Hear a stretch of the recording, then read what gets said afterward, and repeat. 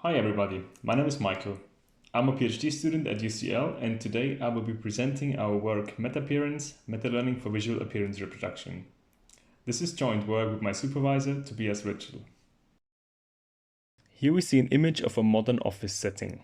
Although this is a computer-generated image, it looks highly photorealistic because a lot of high-fidelity assets are being used during the rendering process. We have accurate textures and SVBRDFs that convey the look and feel of the materials in the scene. There is also realistic illumination coming from outside through the window. And finally, we have accurate and sophisticated light transport, for example in the reflections in the window glass. In recent years, the computer graphics community has started to encode these assets as neural networks. We know how to encode texture or a BRDF in a network and can even train a network to encode the light transport in the entire scene. Therefore, many visual appearance networks are trained every day. And because network training is a rather expensive operation in terms of time and compute, we thought it would be good to summarize some common goals that our networks should achieve. So the first goal of any optimization should be fast adaptation, as in human learning. The child may touch the hot stove once and then maybe a second time. But after that, it will surely use the gained experience to avoid this mistake in the future. So the adaptation here is fast, whereas in gradient descent, it is normally slow. The second thing we want to aim for is accurate representations. When we prompt the network for a shiny black leather material, we want to get the left output instead of the right one. The right image is also leather material, but it is not the one we asked for, so the representation is not accurate. And lastly, we want our network to generalize to new unseen data, which is usually achieved by extracting strong priors from the dataset. Ideally, we should be able to use the same network to infer many different materials in a general way. So let's fix these three criteria and keep them here in the corner as a checklist.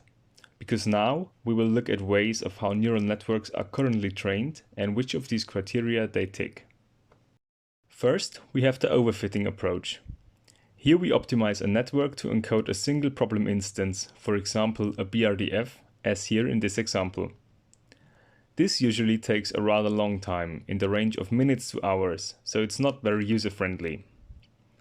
Also, when we want to encode a different data instance, we need to train a new network. So overfitting is not fast and not general. However, it matches the reference very closely because all the network's resources are spent on encoding that single problem instance, so it is a very accurate approach. Second, we have the general approach. Here, our network is usually conditioned on some kind of input, for example a latent code or a text prompt, as here in this example.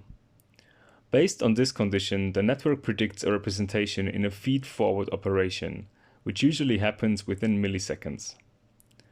When we input a different condition, the network will infer a different representation. So as we see, general networks are fast and, of course, general. Unfortunately, they are not very accurate, because the network needs to compress the entire training dataset into its current weights. Lastly, we have the fine-tuning approach, which is a hybrid between general and overfitting. First, we run a general stage, usually conditioned on some latent code again, and then afterwards we run a short overfitting or fine-tuning session. This is faster than pure overfitting and more accurate than general, but usually it takes too long to be user-friendly or interactive. Also, a key aspect here is that the fine-tuning stage is not differentiable. This means that the general stage does not know that there will be fine-tuning later and hence might include unnecessary features that the fine-tuning operator might encode anyway. So to summarize, overfitting is accurate but not very fast and not general. General is fast and general but not accurate.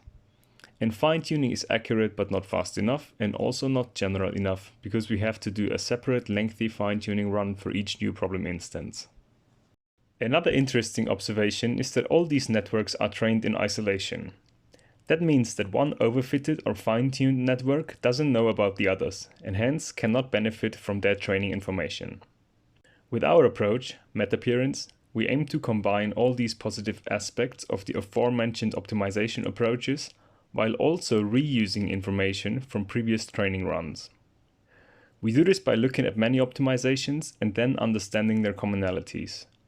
From that, we can extract similarities that we can exploit and use for future optimizations. This allows us to encode new, unseen data with high fidelity in just a few gradient steps. In Metappearance, we make use of meta-learning and therefore have an inner and an outer optimization loop. This can be thought of as a nested optimization. In the outer loop, we look at all the data points in our dataset. In the meta-learning literature, these are called tasks. So in this example here, a single task would be a BRDF that the network should encode. We start our outer loop from a random model initialization, which we call theta here. In each outer loop iteration, we randomly sample a task from the dataset and then use this task in our inner loop.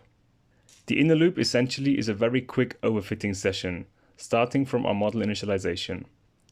We perform a small number, usually between 5 and 15, of gradient steps towards this BRDF and gradually update our model towards the data. After we have completed all our inner loop gradient steps, we compare our final model with the reference and compute a loss between the two of them.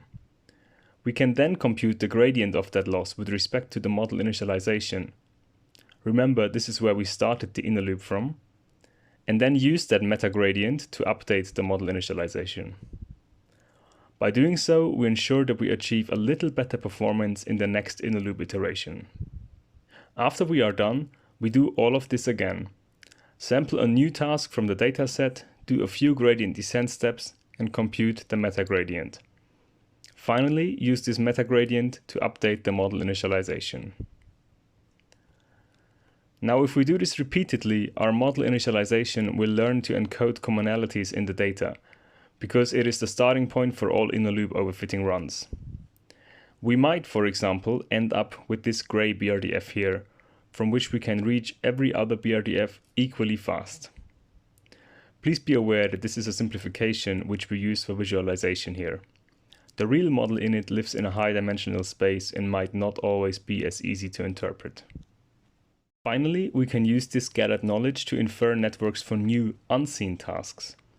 Let's say we are presented with these new unseen BRDFs to the right. We can now make use of the general prior we learned, in this case our model initialization, and simply perform an inner loop run to quickly infer an accurate representation of this new BRDF. We see that our approach is general because we can use one network for many problem instances, and also accurate, as we will see later in the results section. But is it fast as well? The answer to that is yes, for two reasons. First, remember, we only use a very low number of gradient descent steps in the inner loop, normally in the range from 5 to 15. These can usually be performed in less than a second. Second, we also meta-optimize the gradient descent step size.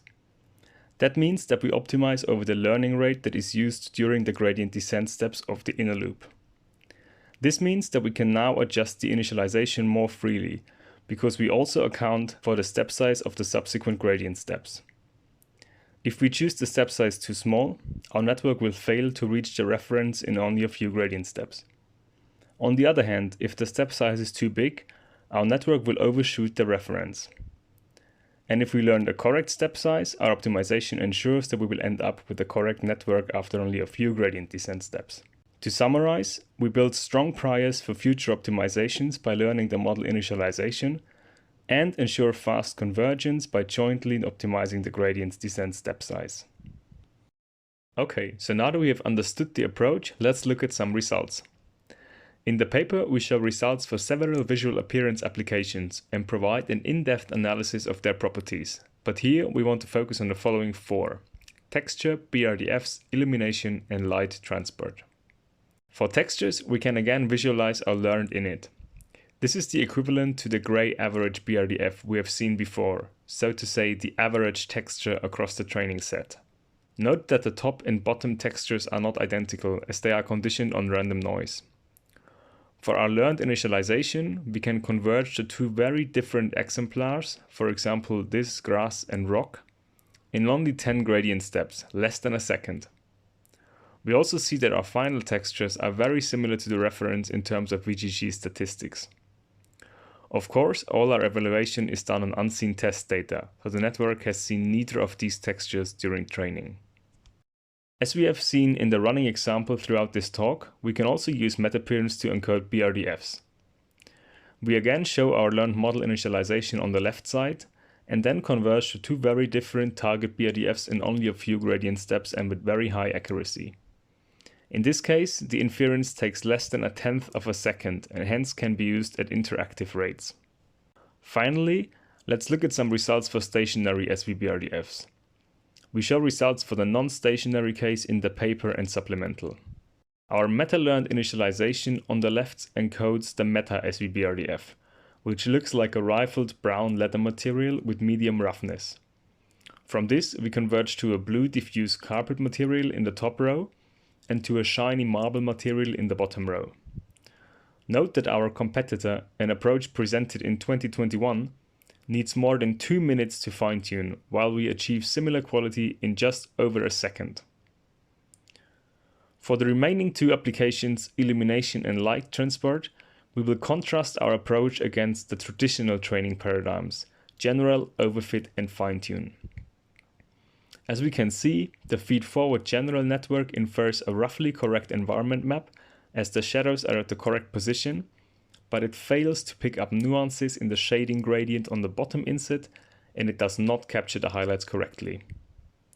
For both optimization-based methods, overfit and fine-tune, the results are very accurate. This is to be expected as both approaches have spent several minutes to overfit or fine-tune this respective exemplar. Again, our approach produces visually indistinguishable results in just under half a second, which equals a speedup of over 300x against overfitting. The last application we would like to show is light transport. Assume we are given a dataset of radiance distribution from a few of these Cornell box-like scenes that have randomly placed primitives and light positions. Our goal is to learn a neural importance model that produces light path samples, which we want to use for rendering. Our model is a normalizing flow that transforms random uniform numbers into light rays, that is, samples in primary sample space that reduce the variance of the renderer. We see that for this scenario, the general method already achieves great improvements over a regular baseline without importance sampling. Again, overfit and fine-tune perform even better, and again, Metappearance matches their performance in only a fraction of the runtime, which on this application results in a speedup of roughly 700x. Our experiments allow us to contrast Metappearance against traditional training approaches in the quality-speed continuum. Ideally, an approach should end up in the upper right corner, where we have high speed and high quality. As we have seen, the general approach model has high speed but low quality. Both the fine-tuning and overfitting models have high quality but low speed. Our method, Metappearance, has both high speed and high quality. For a full qualitative and quantitative analysis of our approach and comparisons against all other methods on all applications, please see the paper and supplemental. As the last point of this presentation, we would like to outline how Metappearance can be interpreted as a compression method. Let us imagine a conventional rendering pipeline, for instance Blender, that uses some form of a neural plugin to render BRDFs. With traditional approaches, for example overfitted networks, we would have to store a network for each of these BRDFs. With Metappearance, we instead can store the general initialization and then perform a very quick update towards the desired reference. As we have seen, this is possible in real time, so the user has to wait for less than a second, which should be tolerable in most applications. By using Metappearance, we can hence realize significant savings in used memory. Another interesting aspect is that Metappearance, by design, uses less data. Remember that we only do a low number of k gradient descent steps in the inner loop. Each step is performed with batch size b. Therefore, the network only ever sees k times b samples of a task. During meta-training, Metappearance implicitly learns to compensate for this data scarcity and hence can make do with only a few data points. This leads to almost indistinguishable results that are achieved with less than 0.5% of the data that is required to train an overfitted network. Metappearance could hence be beneficial for situations where data must be transferred over a bandwidth-limited connection. To summarize, we have used meta-learning for efficient and accurate appearance reproduction on a variety of applications.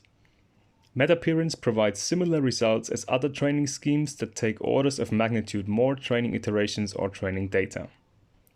We have shown that Metappearance generalizes not only across problem instances, for example our variety of Cornell box-like scenes, but can also be applied across applications.